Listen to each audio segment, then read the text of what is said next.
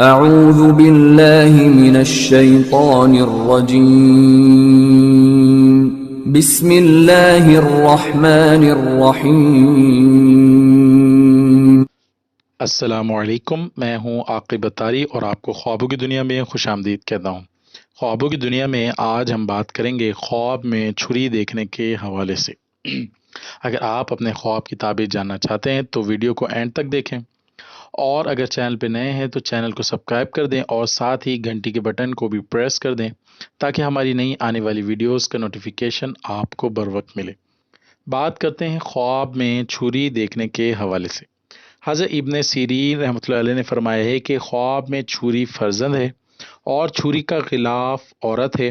اگر کوئی خواب میں دیکھے کہ چھری اس کے ہاتھ میں ہے اور جانتا ہے کہ اس کی ملک ہے، دلیل ہے کہ اس کے ہاں لڑکا پیدا ہوگا، اور اگر دیکھے کہ چھری کے ساتھ اور ہتھیار بھی ہیں تو بزرگی اور مرتبے پر دلیل ہے۔ حضرت ابراہیم کرمانی رحمۃ اللہ علیہ نے فرمایا ہے کہ خواب میں چھری باندھے ہوئے ہیں اور ہاتھ میں چھری ہے تو دلیل ہے کہ اس کو کسی سے پناہ اور قوت ہوگی، اور بعض کہتے ہیں کہ غلام چھری بنانا سیکھے گا۔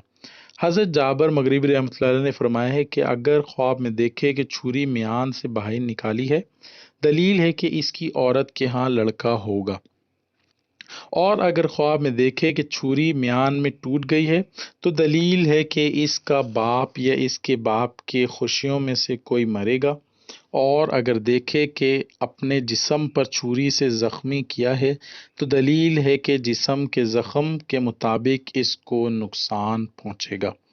اگر خواب میں دیکھے کہ چھری سے کوئی چیز تراشی ہے تو دلیل ہے کہ خیر و منفعت پائے گا، اور اگر خواب میں دیکھے کہ چھری میں رخنہ بڑا ہے یا نگار لگایا ہے اور کوئی عیب ظاہر ہوا ہے تو دلیل ہے کہ اس کے مال میں نقصان ہوگا۔